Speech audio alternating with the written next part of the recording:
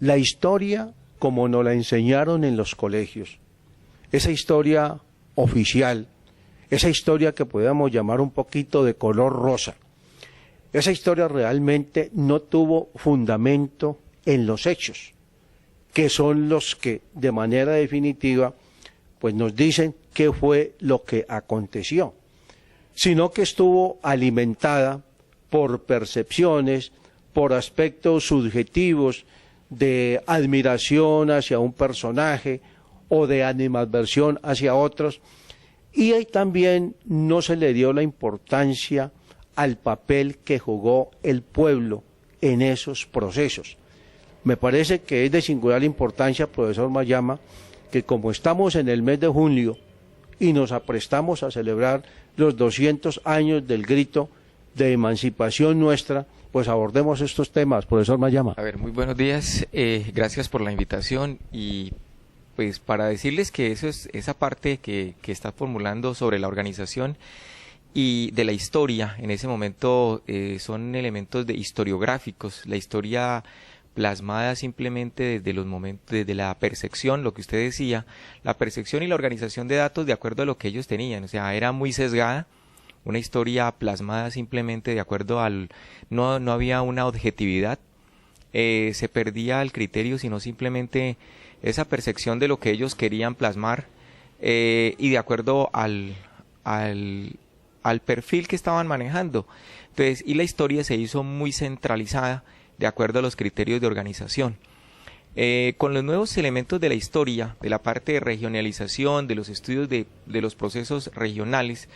hemos logrado describir la participación de muchos municipios y de muchas regiones, teniendo en cuenta las diferentes facetas que tuvieron dentro de los diferentes procesos históricos.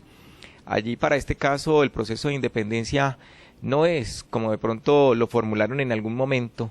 que solamente se generó en Bogotá, en Santa Fe de Bogotá en su momento, sino que la participación de diferentes regiones,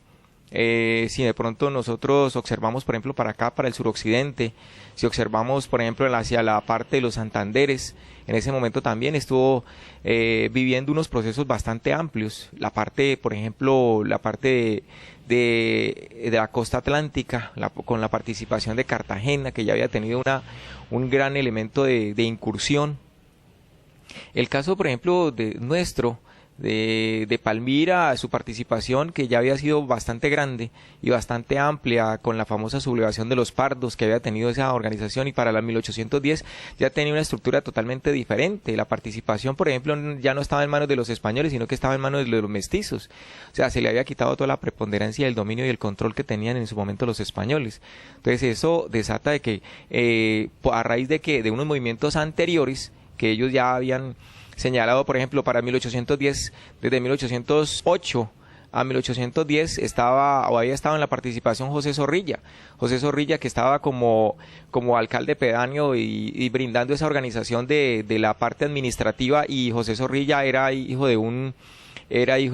mestizos españoles, o sea que ya era un criollo, que ya de una segunda generación que había nacido en el territorio del suroccidente y específicamente acá en Llano Grande, y ya él era el que estaba dirigiendo y había participado desde muy joven, había participado en el proceso de la sublevación de los pardos, entonces ya ahora tenía el cargo, y algo muy contradictorio, por ejemplo, que se generaba la participación de la familia Cabal Barona y la familia Cabal Becerra, que habían tenido un protagonismo también, ya hasta lo tenían en este momento sobre la zona. Ellos estaban invocando y estaban participando, uno de ellos estaba participando en la organización de la parte de la recolección de impuestos. El padre de José María Cabal estaba participando en la organización y en la parte de Buga, era el encargado como alcalde en la recolección. Y aquí viene un cambio donde ya él, al observar al tener las noticias, porque aquí, por ejemplo, la noticia no podemos decir que coincidió con el momento vivido en Bogotá, en Santa Fe de Bogotá en su momento, de 1810, del 20 de julio, no. La participación aquí fue totalmente diferente. La participación aquí no es del hecho de 1810, sino que fue anterior, lo vuelvo y lo repito. Y ese hecho anterior lleva a unos elementos diferentes. Por ejemplo, para septiembre llegaron las noticias de lo que se había generado en Bogotá. Y aquí ya se tenía todo el aparato totalmente, los organismos de participación y de control, por ejemplo, el alcalde pedáneo, el encargado de la recolección de los diezmos, el encargado de la administración de la factoría tabacalera, el encargado de la carnicería, el encargado de la cárcel, o sea, todos eran criollos, y criollos que eran por segunda y tercera generación que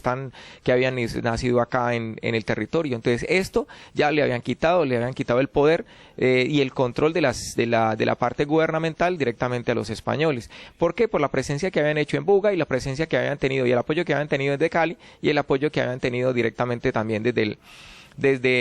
Popayán, que le habían dado unos espacios de organización. Además era totalmente diferente, como en la introducción se mencionaba, la estructura de poder estaba generada en esos criollos de aquí. Eran los dueños de las tierras, eran los dueños de las actividades de producción, eran los dueños de la parte de la comercializadora de los panes de azúcar, los comercializadores de tabaco, los comercializadores de ganado, los comercializadores de aguardiente. Entonces ese tipo de actividades era un elemento de gran representación, y ellos eran los mismos que manejaban su estructura, o sea que simplemente obedecían parte para el aporte de los impuestos a la corona española, y para eso nada más lo tenían en su momento. Además, aquí hay que rescatar que la presencia de Cali, lo del 3 de julio, que Cali fue, por ejemplo, el caso de Cali, 3 de julio de 1810, que ya hubo en un proceso con el Acta de Libertad, y allí vemos en el Acta de Cali, por ejemplo, estaba la familia Cabal, está el señor Zorrilla, está el señor Barona, o sea, personajes del sector de Llano Grande. Está el señor Azcárate, dueño de la Hacienda Coronado, que tenía una gran participación y representación. Estos personajes estuvieron directamente vinculados, y está en el acta de Cali como una consignación del hecho trascendental, porque sus haciendas estaban tributando a la ciudad de Cali porque estaban en sus inmediaciones. Entonces es un hecho bastante formidable, como lo mencionaba en la introducción, y esto da una visión que los hechos no solamente eran registrados, o que en su momento fueron registrados por los cronistas españoles, o cronistas que de pronto habían aprendido, estaban en la parte de escribir y de redactar algunos documentos para la corona española, o de lo que se estaba registrando acá, pero simplemente lo tomaban era como un eje central, o donde estaba el virrey, lo que mandaba el virrey en su momento. Parte de eso era lo que registraba la corona. Lo otro que registraban era de pronto la acumulación de impuestos, y que para ese caso Llano Grande tenía una gran acumulación de impuestos tributarios para Cali y para Buga, y que eso lo registraba Popayán. Entonces ese realce era la forma como se tenía estructurada la participación, y vemos cómo Cali en el protagonismo lo viene dando y lo viene generando, y eso es un hecho que lleva más tarde a los primeros meses de febrero, para que se logre más tarde la organización de lo que se llama las ciudades confederadas. Pero por eso, por la organización de las ciudades confederadas en Llano Grande, no es gratis, ni es producto simplemente porque se le ocurrió a algunos de ellos, ¿no? Sino simplemente tener a Llano Grande, porque no lo llevaban a Cali, porque no se reunieron las ciudades confederadas en Cali, en Caloto, en Tuluá, en Bugalagrande, o en Toro, o en Cartago. ¿Por qué no lo hicieron en estos lugares, o en Buga? Simplemente porque aquí era el sitio donde no se podía tocar a la clase que tenía sus dirigentes, y al sector que tenía el gran poder económico. Entonces, si no tenían, como eran el soporte económico y los grandes tributarios, entonces la corona española no le convenía mucho menos tocarlos, ni mucho menos atentar contra los intereses de estas personas. Entonces, desde allí, que por eso ellos se vieron abocados en la ubicación de este sitio en el sitio de Llano Grande, y Llano Grande fue el escenario propicio para la organización de ese gran episodio que llevó al fortalecimiento de todo el suroccidente. Eso como abrebocas de la organización de lo que se genera a partir de las vivencias que se estuvieron efectuando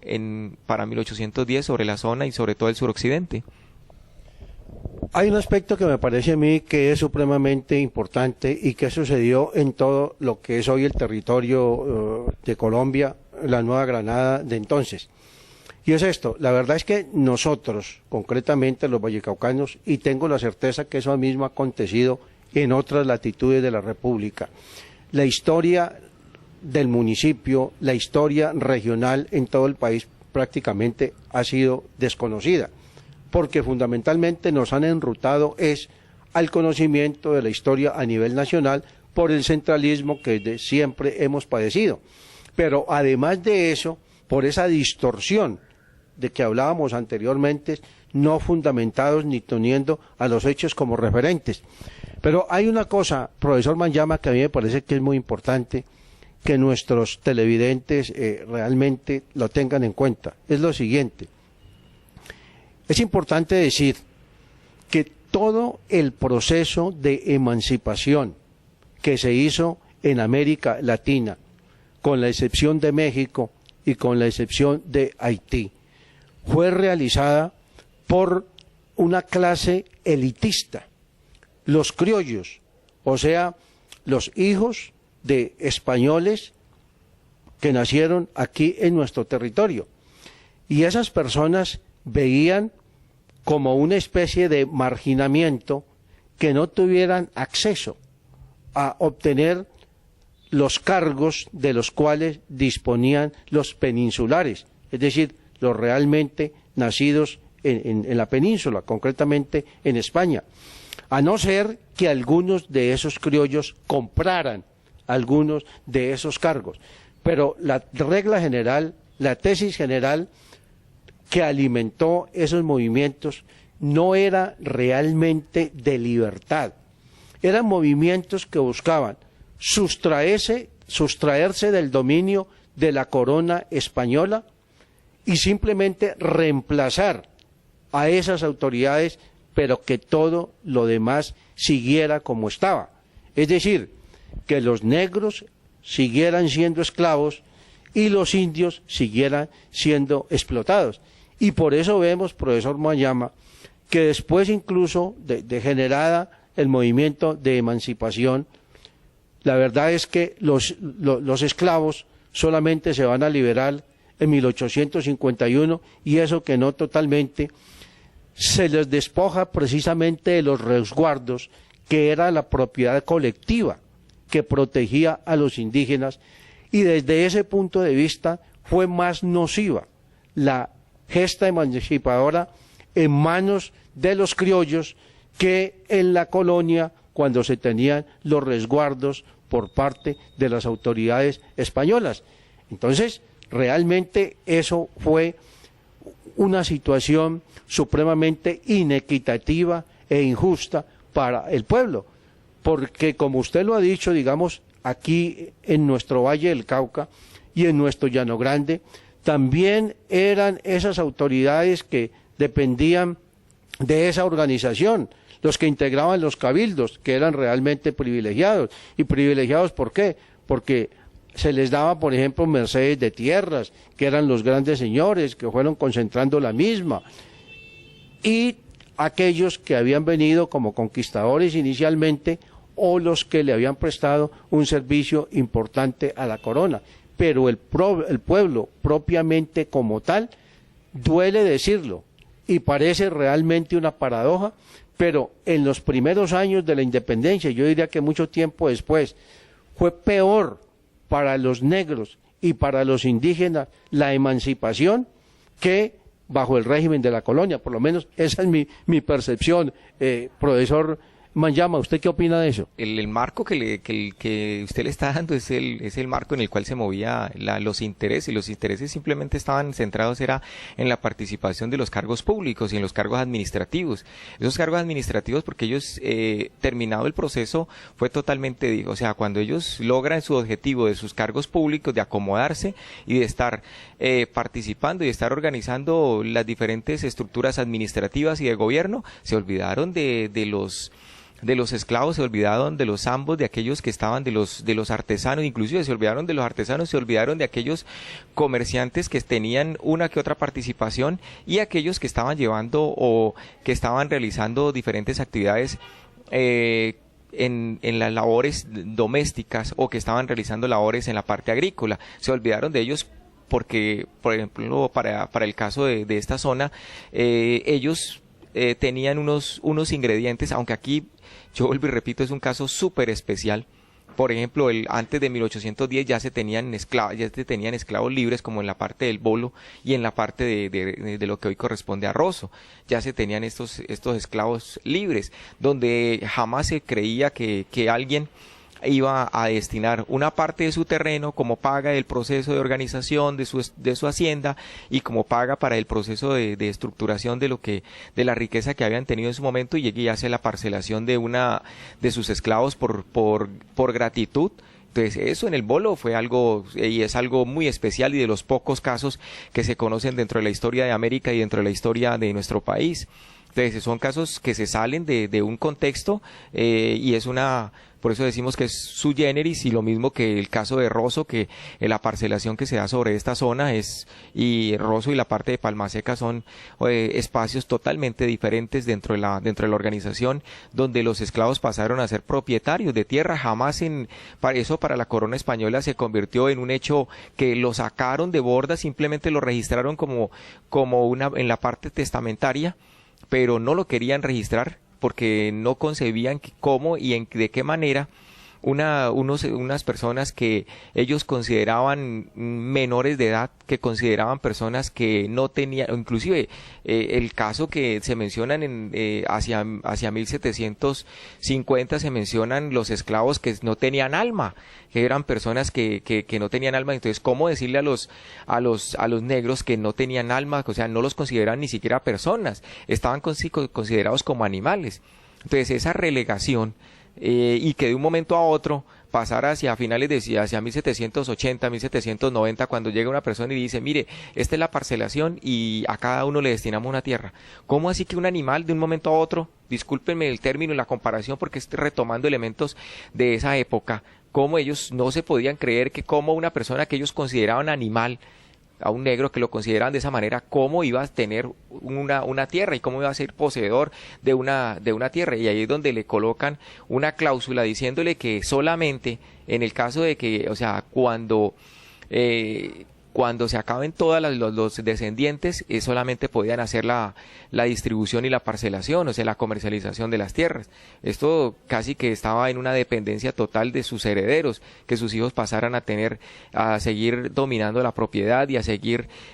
subsistiendo con lo que la tierra les estaba dando en su momento. Eso es de parte de los criollos y de parte de doña Margarita en su momento fue una bofetada para el gobierno español y para el gobierno de la administración en el momento. Claro que fue un golpe en el momento en que se registran los hechos, pero se convierte luego en un hecho trascendental porque ellos son las personas que empiezan a aportarle en la parte de impuestos, se convierten en un instrumento de brindarles riqueza y brindarles mayores ganancias al gobierno español, porque se convirtieron en nuevos tributarios. No era lo mismo tener 20 tributarios que pasar a tener en su momento, o sea, una persona que estaba tributando por una hacienda a tener 40 y 50 personas que estaban tributando, pero llevó a una consideración bastante amplia. Esa consideración era la organización de ese grupo de esclavos, que eran los que pasaron a gozar de unos beneficios bastante importantes, a tener una participación, a considerarlos ya dentro de un acta y dentro de un escrito, dentro de una herencia, tener unos registros que los peritos lo ubicaran. Entonces eso fue un hecho formidable, como es el caso del Bolo, y luego se registra el del Rosso. Entonces allí también tienen esa gran preponderancia. Por eso la participación de Palmira en el proceso de independencia es bastante amplio, porque ya aquí no se tenían casi personas esclavas, obvio. Y lo que usted mencionaba es contradictorio, por ejemplo, como la familia Cabal Barona, dueños de la hacienda de la Concepción de Amaime, luchando por un proceso de independencia, apareciendo en un acta de Cali como dentro de todo el proceso de independencia, y cómo ellos, buscando independizarse de los españoles, y cómo ellos tenían 120 esclavos dentro de la hacienda de la Concepción, y cómo tenían un espacio de división dentro de la misma iglesia, donde en la parte principal, o sea, por la parte principal ingresaban las personas aledañas a la hacienda, y los blancos eran los únicos que se sentaban en las bancas, y sobre el costado izquierdo del atrio estaba la incursión para que y existe el espacio para que los esclavos estuvieran allí arrodillados y no estuvieran de pie ni mucho menos sentados. Entonces es una discriminación bastante amplia y un elemento contradictorio dentro de la parte de la lucha si le podemos llamar, lucha por las igualdades que plasmaba la Revolución Francesa, la libertad, la igualdad y la razón. Entonces, son elementos, y aquí no estamos hablando de Cabal Barona como un simple ciudadano normal y corriente, estamos hablando de uno de los ejes trascendentales y una de las personas que hizo y que trajo parte de la traducción y que llevó a cabo el proceso de la traducción de los derechos del hombre y del ciudadano y que se los pasó al señor Nariño y para que los plasmara y los postulara dentro de Santa Fe de Bogotá. Entonces estamos hablando de un personaje que estudió, que se rodeó en la parte, que estuvo en Francia, que estuvo en París, que estuvo rodeado dentro de la organización del proceso de la Ilustración, y no estamos hablando de cualquier personaje, o sea, persona que estudió allá, que tiene plasmado y que están los registros en los años en el cual él sale y en los cuales él sale y luego regresa al país y luego es exiliado y luego le quitan en el proceso de reconquista. Es la persona y es a la familia Cabal Barona la cual le hacen una confiscación de bienes. Desde 1813 hasta 1818 le realizaron la confiscación de esos bienes por la participación que habían tenido en los procesos anteriores. Entonces, y lo vemos que es una persona, es uno de los que mueren en Popayán, en el puente del Humilladero, cuando se viene la represalia por parte del ejército español y en los enfrentamientos donde se tienen. Entonces, aquí estamos hablando simplemente de ubicación de intereses, de ubicación de acuerdo a las necesidades que tenían en su momento. Entonces son ejes trascendentales en los cuales la historia todavía no, apenas nosotros con los procesos de investigación que estamos mostrando sobre los ejes regionales, estamos dándole una nueva visión y una nueva estructura a la organización de los hechos que están escritos, que están en la notaría, que están en los diferentes archivos, tanto el de Popayán como en el de Cali y en el de Buga, están allí púlpitos para que todos los historiadores y las personas que estén inquietas los levanten y los saquen a relucir para mostrar esos intereses y esas características que se manejaban en su momento. La misma organización, por ejemplo, cuando se coloca, y volvemos al mismo caso de la familia Cabal, cuando le colocan en el censo de 1780, en ese censo que se registra, le colocan ¿cuántos esclavos tienen? Entonces aparecen con los esclavos 140. Y entonces luego le muestran el dato estadístico, colocan los bueyes, ¿cuántos bueyes tienen? Entonces están hablando de 60 bueyes, y esos 60 bueyes le colocan un precio mucho más representativo y dice que son el eje de cómo que son la forma y la razón de ser de la hacienda, o sea, que le dan más trascendencia a unos bueyes, y cuando le colocan que cuántos caballos tienen, entonces están mostrando que tienen 17 caballos y que tienen 42 mulas. Entonces, la comparación está dentro del mismo censo, comparando los animales, comparándolo con seres humanos que en ese momento discriminaban, como eran los esclavos negros, y que eran el soporte de la producción de la hacienda de la familia Cabal. Y que él era parte de este proceso. Por ejemplo, estaba dominando en Buga, y el dominar en Buga, ser un representante del rey en Buga, el papá de los Cabal, entonces se representaba un estatus de poder bastante amplio y no iba a ceder ningún espacio. Entonces, mientras él como padre estaba gobernando en Buga, sus hijos estaban peleando en Llano Grande y parte de la posesión de las tierras, y estaban dándole una organización para su parte de producción y tener un mayor dominio en la estructura de Cali. Entonces era dominar Buga y dominar Cali en la lucha de intereses por un cargo público y buscar unos beneficios simplemente personales para el manejo de sus recursos y ampliar el espacio territorial de sus haciendas. A mí me parece importante hacer como una especie de consideración, como lo estamos haciendo. Yo hago como unas consideraciones de orden nacional, y usted, que conoce supremamente bien la historia del municipio y la historia de la región, hace como una especie de parangón, lo que sucedía a nivel nacional y lo que sucedía a nivel municipal de Llano Grande y regional de lo que es el valle geográfico del río Cauca. Cuando España entra en guerra con Inglaterra, la corona le advierte a las colonias que el costo de esa guerra tiene que sufragarla las colonias, los dominios que tenía España acá en ultramar. Y entonces envió al comisionado regio, que eso fue lo que motivó el levantamiento de los comuneros. Desde allí comienza a verse, con perfiles debidamente delimitados, cómo a esta élite criolla, a estos patricios, única y exclusivamente les interesaba mantener y ganar privilegios, en detrimento de la inmensa mayoría que era la gente del pueblo, repetimos, los negros y los indios. ¿Qué aconteció con eso? Entonces viene obviamente a incrementar los impuestos, que es lo que genera el malestar de lo que se denomina la provincia comunera, y Galán y Juan Francisco Bermeo comienzan a motivar a la gente para venir a Santa Fe a protestar por la carga tan pesada de esos tributos. Pero ¿qué aconteció? Como usted lo conoce muy bien, historiador Mayama, que desafortunadamente le dieron la vocería y le dieron la dirección de ese movimiento popular supremamente aguerrido que estaba dispuesto a combatir para obtener definitivamente no solo la independencia, sino la libertad. Le dan el mando a Bermeo. ¿Y Bermeo qué era? Bermeo era una persona que tenía posesiones de tierras supremamente grandes. Entonces él llega un momento cuando ve que esa marejada humana que marchaba hacia Bogotá se estaban tomando las tierras, seguían el ejemplo de Tupac Amaru y entonces querían proclamar a indígenas como reyes. Entonces dijeron, no, ¿qué vamos a hacer con esto? ¿Para dónde vamos? Nos estamos echando la soga al cuello nosotros mismos. Entonces ahí es donde se gesta la famosa traición que le hace Bermeo al movimiento comunero. Y tan cierto es eso, historiador Mayama, como usted lo sabe, que cuando Galán se entera de esa situación y quiere otra vez recomponer ese movimiento popular de tanta importancia y de tanta raigambre que puso a temblar los estamentos sociales y la organización de la corona en nuestro país. Entonces, el señor Salvador Plata, que era precisamente también uno de esos capitanes que tenían recursos, que tenían privilegios, que tenían derechos, a Galán no es como se nos ha hecho creer, que a Galán lo apresaron los españoles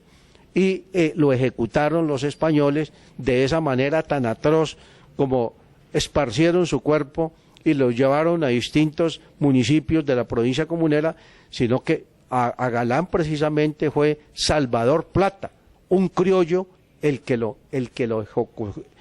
capturó y el que lo asesinó. Y recuerde usted, historiador Mayama, la nota que le envía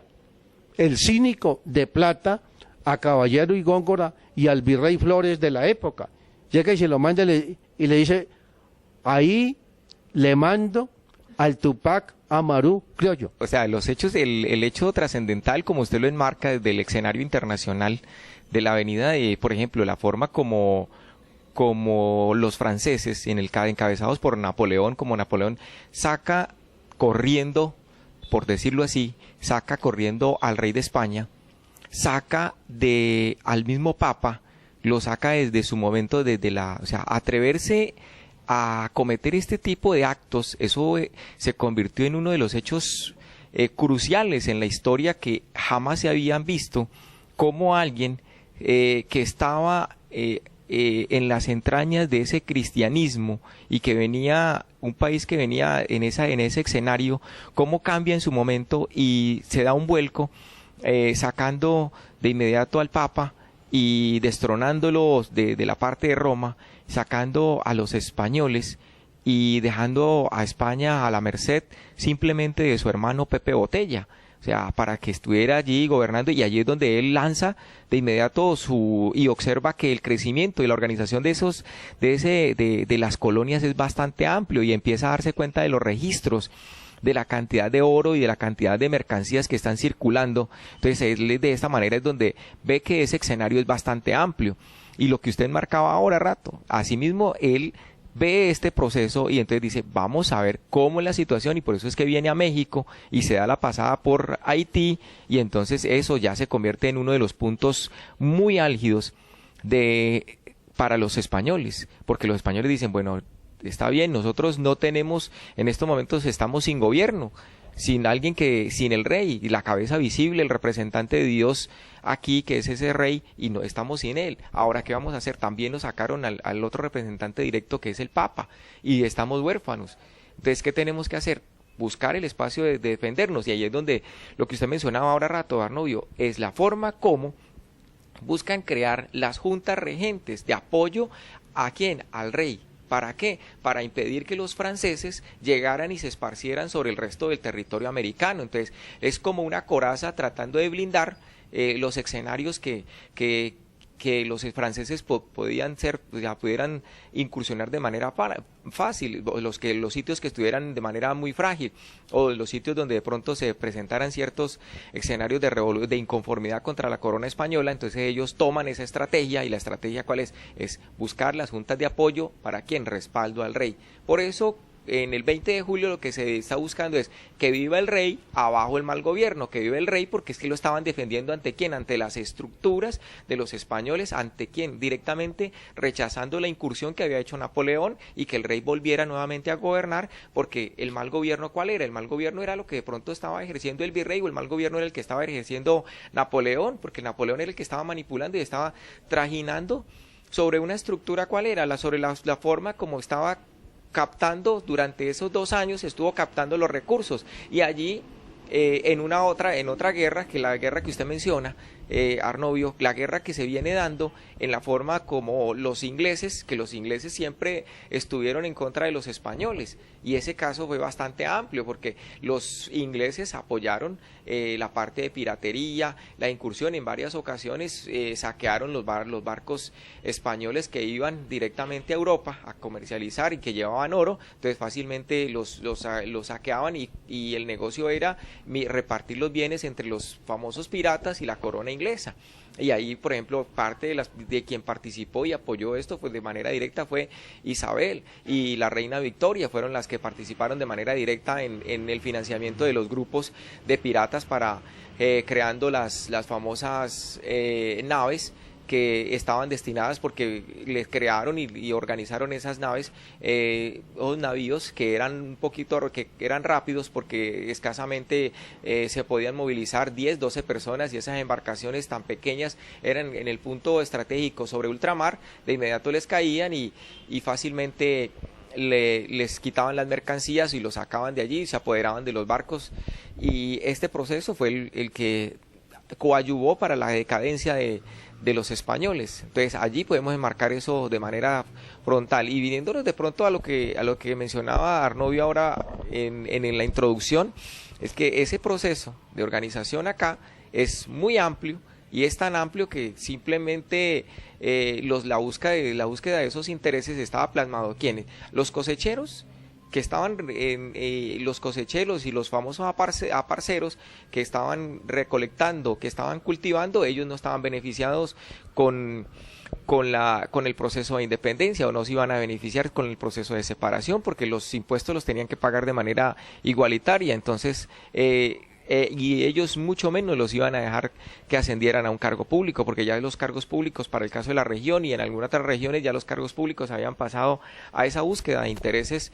de aquellos, como le dicen, como se menciona para la zona, que eran los famosos terratenientes, o los grandes latifundistas que tenían esas extensiones de tierra, y de acuerdo a la producción y a lo que ellos estaban generando. Lo que buscaban de pronto era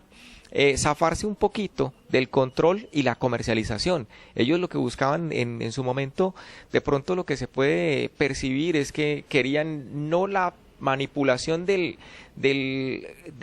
los productos en sí. Por ejemplo, para el caso de esta zona, que era solamente la parte de la construcción de la factoría tabacalera, esa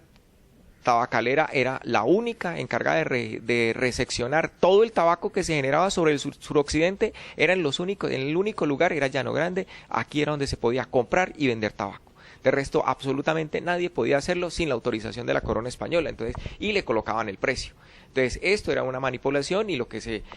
llama un monopolio al control y a la producción. Lo mismo lo estaban realizando en los panes de azúcar, lo mismo lo realizaban en el aguardiente, lo mismo lo realizaban en el ganado, y lo mismo realizaban en los productos más importantes que ellos estaban generando. Y obviamente en el oro era que el control de oro que se estaba realizando sobre la parte sur y sobre la parte norte, o sea, la parte de Cartago y la parte de Chocó, donde se tenía los espacios de organización del oro, y en la parte sur la parte del Raposo, eran sitios donde se organizaba y de allí fácilmente se traía el oro para llevarlo a Cartagena y ahí llevarlo a México y lo acuñaban y luego salía hacia Europa. Entonces era el control y la forma como manipulaban parte del oro como un escenario de riqueza y el control y monopolio de la corona española, que son los escenarios en los cuales usted mencionaba, Arnovio, que era la forma de la lucha de intereses y el control por un poder simplemente de intereses del parte de los terratenientes para impedir que le quitaran ese control o tenerlo de manera total y no parcial, como de pronto la incursión de los españoles pues le quitaba parte de las grandes ganancias que tenían de los cosecheros y los aparceros sobre los cuales ellos tenían trabajando y los tenían en control. No eran libres, pero estaban supeditados al espacio de producción y a la comercialización que ellos le tenían o le podían pagar por lo que estaba generando y de acuerdo al precio que generaba la corona española. Como se acerca el 20 de julio, es importante tener claro lo siguiente: la persona que jugó el papel protagónico, el papel determinante para que se desembocara en el proceso de emancipación fue José María Carbonell. No fue Camilo Torres, no fue el sabio Caldas, no fue Jorge Tadeo Lozano y la élite criolla de Santa Fe de Bogotá, que eran unos privilegiados porque no solamente eran poseedores de grandes extensiones de tierra, sino que también tenían algunas dignidades dentro de la corona en algunas funciones aquí en Santa Fe de Bogotá. La persona que no permitió que se extinguiera ese movimiento fue José María Carbonell. Él se dirigió a todos los que eran los barrios de Santa Fe en esa época, Las Cruces, San Victorino, esas partes allí, a traer a los artesanos, a traer a los sastres, a traer al pueblo, para que no se apagara esa llama que precisamente se había prendido ese día. Y por eso, para que ustedes vean las contradicciones tan grandes, ¿cómo podemos decir que fueron realmente libertadores Camilo Torres, Francisco José de Caldas y también Jorge Tadeo Lozano, cuando ellos fueron los que colocaron a presidir la Junta Suprema de Gobierno al virrey Amari Borbón y colocaron de vicepresidente a un hijo, a José Miguel Pey, a un hijo de un oidor? Entonces íbamos a seguir en las mismas. Contra eso se opuso Carbonell, y recuerde usted, historiador Manyama,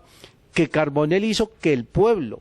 detuviera al rey al virrey y lo llevara preso, y detuviera a la virreina, doña Margarita Francisca de Amari Borbón, y la llevara también presa al sitio de reclusión. Y debido a las presiones de José María Carbonell y del pueblo bogotano, fue que se expulsó de Bogotá al virrey Amari Borbón y a la virreina, y siguió el proceso emancipador. La persona que había sembrado fuera de los comuneros esa participación importante del pueblo fue Antonio Nariño, pero recuerde, historiador Manyama, que el 20 de julio Antonio Nariño estaba preso en las bóvedas de Cartagena, y una de las cosas que no se le puede perdonar a esta junta de Camilo Torres, de José del Sabio Caldas y de Jorge Tadeo Lozano, que habiendo tenido en ese momento el mando de la Junta Suprema, no mandaron a escarcelar a Nariño, teniendo el poder. ¿Por qué? Porque sabían que Nariño compartía la misma disposición de Carbonell, que el protagonista de ese verdadero cambio tenía que ser el pueblo, porque es el pueblo el que reivindica los derechos de toda la comunidad. Y se hicieron, como se dice en el argot popular, los locos, y dejaron que el pobre general Nariño siguiera allá purgando esa pena. Por eso a mí me parece muy importante, profesor Manyama, que en un momento dado uno puede aparecer acá como destructor de imágenes, como quitándole la gloria a la gente. No, se trata de que en la historia cada quien ocupe el lugar que le pertenece. Y por eso Indalecio Liévano Aguirre,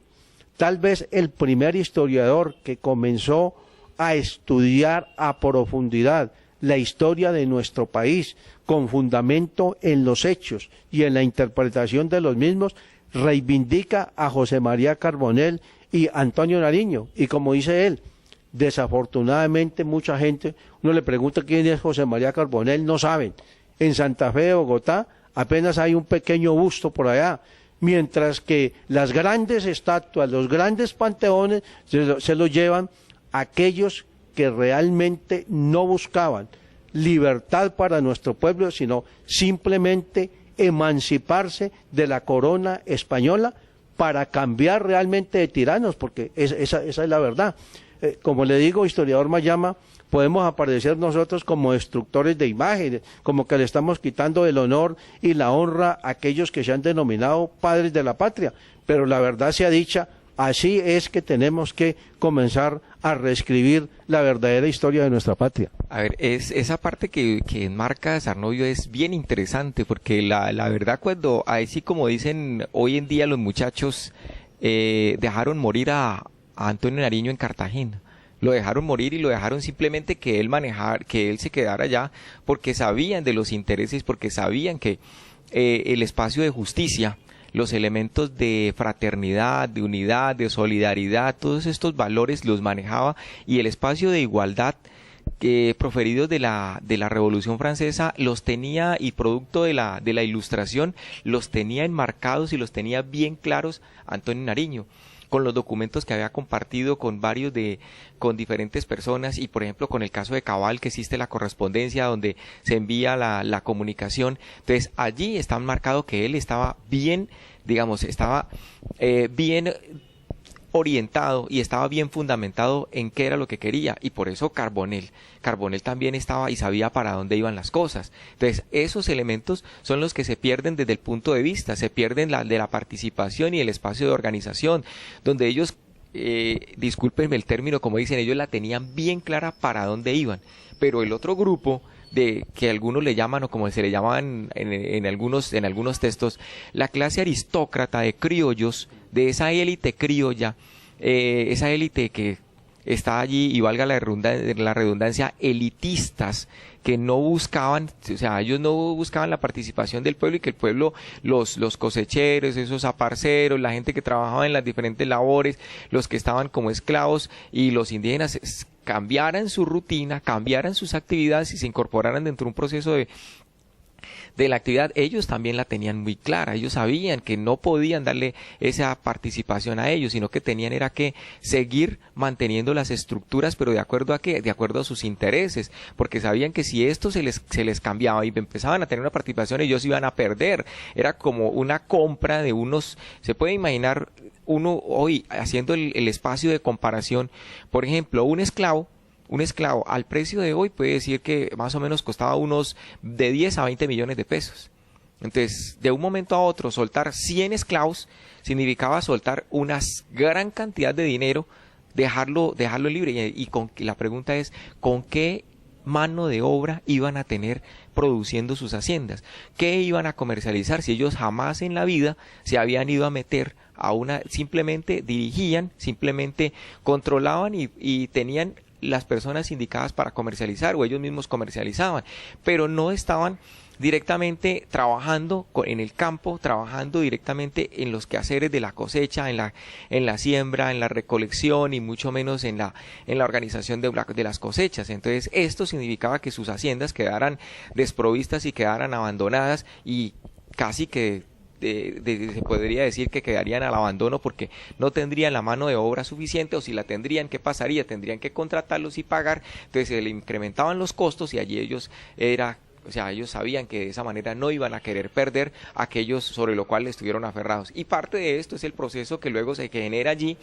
y es parte de lo que a nosotros nos enseñaron como el famoso proceso de la patria boba, que simplemente es la lucha de intereses, que algunos que querían, no es tanto la parte del regionalismo y el centralismo, sino la lucha de intereses cómo se iba a dejar en libertad a un grupo de personas que estaban simplemente buscando una participación y una organización dentro de quién, dentro de estructuras, y que no quedaran en libertad por nada del mundo, ni los esclavos, y que no siguieran teniendo participación aquellos mestizos y aquellos ambos y aquellos mulatos del común, porque significaba que ellos le iban a quitar el poder, iban a quedar sus haciendas desprovistas y su espacio de comercialización iba a ser muy mínimo hacia la parte externa. Entonces esto es muy claro, y como usted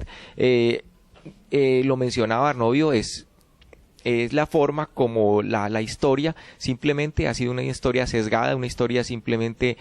plasmada de acuerdo a algunos intereses. Hoy se sigue mostrando y se va a seguir mostrando que los elementos históricos son totalmente diferentes, que la historia hay que mostrarla de una manera objetiva, interpretando los hechos, interpretando aquellos elementos de producción, aquellos elementos de comercialización, la forma de actuar, y los documentos están. Entonces lo único que hay que hacer es establecer simplemente es ligar para mostrar con objetividad lo que se presentó y la forma como se vivió la historia de una manera clara y de manera sencilla, haciéndola de pronto más digerible, como nosotros la estamos mostrando ahora, que la gente entienda cómo se generaron unos procesos de manera muy simple y muy sencilla, que es llevándola por los diferentes medios, este medio visual y digamos el medio de la parte de internet, que la gente lo pueda consultar y la gente lo pueda tener. Entonces así vamos aprendiendo y vamos llegando a la población, vamos llegando a las diferentes personas y se vayan documentando, que es la forma de aprender y la forma de hacer historia, la forma de construir nuestro propio proceso de la historia de Palmira. Lo que usted dice es tan cierto que se patentiza en lo siguiente. Veamos, por ejemplo, qué era la institución de los resguardos. Las autoridades españolas, al ver el amor que los indígenas le tenían a la tierra, ellos se dieron cuenta que los indígenas le profesaban ese gran amor a la tierra, pero en su conjunto, no propiedades individuales. Y eso había sido una práctica ancestral, una práctica milenaria. Entonces, la corona española, a través de las leyes de Indias, establecieron grandes extensiones de tierra, a donde grupos muy grandes de indígenas cultivaran, explotaran esas tierras y lógicamente se proveyeran de la alimentación y el mercadeo con los productos de las mismas. Entonces hicieron la institución de los resguardos para proteger a los indígenas, porque ellos ya se daban cuenta de lo que vendría posteriormente con la ambición inmoderada de los criollos. ¿Qué fue uno de los primeros actos que realizó la Junta Suprema de Gobierno de Bogotá cuando quedó en manos de esta élite criolla, cuando quedó en manos de la aristocracia criolla? El 24 de septiembre de 1810 profirieron un acto en virtud del cual se liquidaban los resguardos. Entonces, ¿qué hicieron? A cada familia indígena le dieron una pequeña porción de tierra, un cuarto de plaza y en algunos casos hasta la mitad de una plaza. Uno dice, ¿cómo se iba a sostener una familia indígena con un minifundio tan pequeño? Pero ¿qué era lo que buscaban los aristócratas? Lo que usted decía ahora. Como ellos ya poseían grandes extensiones de tierra particulares, grandes latifundios, entonces ellos se hicieron esta reflexión. Mientras estén los resguardos, la mano de obra indígena casi que no podemos utilizarla, y si la utilizamos tenemos que pagarla supremamente bien. En cambio, si eliminamos los resguardos, entonces ellos no van a poder sostenerse con esa pequeña parte o porción de tierra que se les da. Y en algunas oportunidades, como para ellos poder cosecharlos, tenían que adquirir en préstamos con unos usureros realmente supremamente angurriosos, entonces no podían pagarles, entonces esos usureros remataban las tierras. Entonces ya los indios dejaron de tener propiedad colectiva en los resguardos para pasar a ser peones. Y lo más grave, a ir a trabajar a esas fincas y el salario ya arbitrariamente se los fijaban los latifundistas, los dueños de las grandes extensiones de tierra. Entonces, por eso es que llamamos la atención a la amable audiencia. Mire, casos concretos como la eliminación de los resguardos fue fatal para los indígenas el proceso emancipador, porque perdieron la propiedad colectiva de la tierra y la tierra pasó a manos de los latifundistas. Con la independencia, duele decirlo, pero es la verdad, los indígenas y los negros perdieron muchísimo más que como estaban realmente en la colonia. Son elementos bastante amplios y son elementos que la gente, o sea, no los han analizado y no han tenido en cuenta ese proceso. Y lo que usted mencionaba, el caso de los indígenas, por ejemplo, los indígenas estaban enseñados a cultivar al espacio de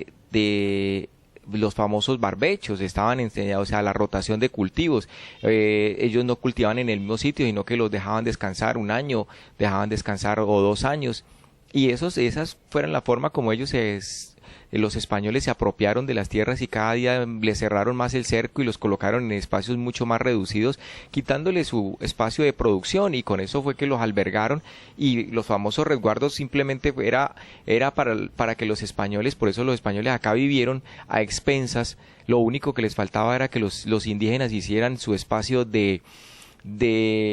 comer los alimentos y digerirlos, porque de resto todas las demás actividades las realizaron los indígenas. Los indígenas eran los que cultivaban, los indígenas eran los que recogían las cosechas, los indígenas eran los que cocinaban, los indígenas eran los que casi que le estaban dando y le daban la comida a los españoles, supuestamente porque les estaban enseñando a que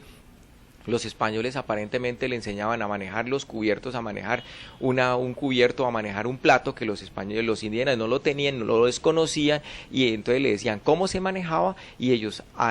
simplemente sentados viviendo como reyes o queriendo vivir como reyes, y hasta que el espacio de bañarlos, de realizarle baños, de realizarle limpias, o sea, casi todas las labores se las realizaban los indígenas. Entonces ese cambio era bastante amplio y era un cambio que tenían que hacer, y los españoles no iban a permitir soltar algo que los estaban manteniendo, que les estaban dando y que les estaba enriqueciendo. Aquellas bondades que no disfrutaban en Europa las vinieron a disfrutar aquí, a conseguir y a tener esa gran ganancia, esa ganancia que les representaba estar acá como reyes a sus anchas. Por eso acá las casas no eran casas como castillos, pero eran casas que tuvieron un elemento totalmente diferente a la estructura, lo que le llamamos colonia, casas de estilo colonial a 2 aguas, casas sencillas, traídas de quién, traídas de la colación, en que estaban de la mezcla española con la mezcla de las casas que realizaban los indígenas. Y el establecimiento de ese tipo de actividades fue la que llevó a ese nuevo estilo de las viviendas, y esa vivienda es la que hoy nosotros tenemos como un elemento representativo, como un elemento simbólico de la forma como se desarrolló parte de este proceso histórico en nuestro país. Y esto es para rescatar y para sacar en alto que los indígenas fueron el soporte, y los esclavos negros traídos del África fueron el soporte y fueron la base del desarrollo de la riqueza para los españoles, para que cada vez que ellos estuvieran trabajando en una mina, estuvieran trabajando en el campo, en las labores domésticas, era simplemente para mantener a la élite criolla española, de descendientes españoles, que eran los que manejaban el poder, y lo que buscaban simplemente en el cambio de gobierno no era el cambio de gobierno reemplazar de manera directamente al rey, sino simplemente su cambio posar en la parte administrativa y en la parte organizacional. Y esto es parte de ese proceso, y por eso luego cambian. Y lo que nos mencionaba de pronto ahora rato, el cambio de los que no se fijó y nunca se tuvo en claro, por eso nunca se tuvo en claro cuando viene el proceso de lo que le llamamos la patria boba, nunca se tuvo en claro qué era lo que querían, si era la parte centralista, porque estaba en la lucha de la oligarquía, de los latifundistas, de los terratenientes a nivel local y a nivel regional, cada cual no quería que mezclarse con ni con la parte céntrica, ni con los del norte, ni con los del sur, ni con los del suroccidente. O sea, cada cual buscaba sus intereses. ¿Por qué? Porque estaban marcados a lo que decíamos ahora, simplemente a la parte de organización administrativa. Y esto es uno de los procesos más claros que hemos colocado, Arnubio, y creo que a la audiencia parte de este proceso pues más o menos era darle un esbozo y o centralizarlos sobre el proceso de desarrollo y de transformación que se generó a raíz de lo del 20 de julio, el proceso que llamamos espacio de independencia.